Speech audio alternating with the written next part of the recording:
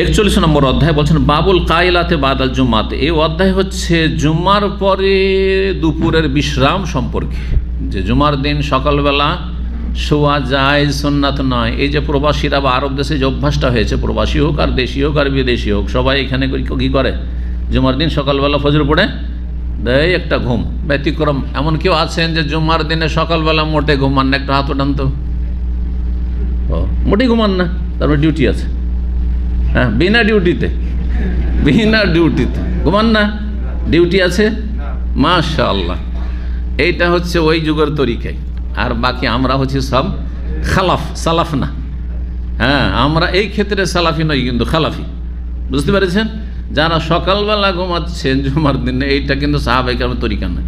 তার মানে নাজায়েজ না, একটা জায়েজ আর একটা হচ্ছে হ্যাঁ উত্তম মুস্তাহাব। সকালবেলা ঘুমানো মুস্তাহাব নয়, হ্যাঁ জায়েজ, বৈধতা আছে, মুবাহ। কিন্তু যদি আপনি জুমা পড়ে একটু খেয়ে দিয়ে ঘুমান, এটি হচ্ছে কি মুস্তাহাব, ভালো।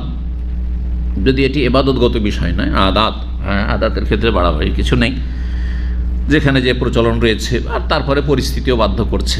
জি, তো বলছেন যে জুম্মার পরে কি করা? আল কায়লা মানে কাইলুলা করা, দুপুরের নিদ্রা। 940 নম্বর হাদিস বর্ণনা করেছেন হুমায়দ আত-তাওয়িল তাবেঈ। তিনি বলছেন যে আমি সামিআতু আনাসান, আমি আনাস রাদিয়াল্লাহু তাআলা সাহাবী থেকে শুনেছি, ইয়াকুল, তিনি বলেন কুন্না নুবাক্কিরু ইলাল জুমাতে, আমরা সকাল সকাল বা তাড়াতাড়ি জুমায় চলে যেতাম।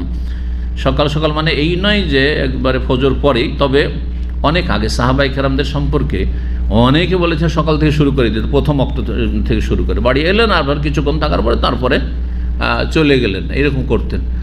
তো সেটা না হলে কমপক্ষে 9টা 10টা এই সময়গুলিতে চলে যাব, এটা সবচেয়ে ভালো। যদি আপনি চান যে আমি উটের সাদাকা বা উটের কোরবানি সওয়াব নেব, তাহলে আপনাকে 8টা 9টা এই সময়গুলিতে চলে যেতে হবে। জি, এটা নয় যে ওই জুমার আগেখানে 11টাতে শুরু হচ্ছে বা 10:30 পহিলা আজান হল তখন থেকে শুরু হচ্ছে, আর 10 মিনিট করে ভাগ করা আছে, এই ব্যাখ্যা মোটেই ঠিক নয় কিন্তু। জি, আল্লাহ তৌফিক দান করেন।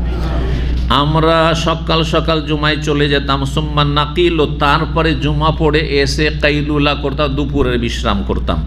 941 নম্বর হাদিস বর্ণনা করছেন আবু হাজিম সাহল ইবনে সাদ রাদিয়াল্লাহু তাআলা আনহু থেকে, কালা, তিনি বলেন কুন্না নুসাল্লি মান নবী সাল্লাল্লাহু আলাইহি জুমআতা, আমরা নবী সাল্লাল্লাহু আলাইহি সাথে জুমার সালাত আদায় করতাম মসজিদ নববীতে। সুম্মা তাকুনুল কাইলা, তো তারপরে আমাদের দুপুরের বিশ্রাম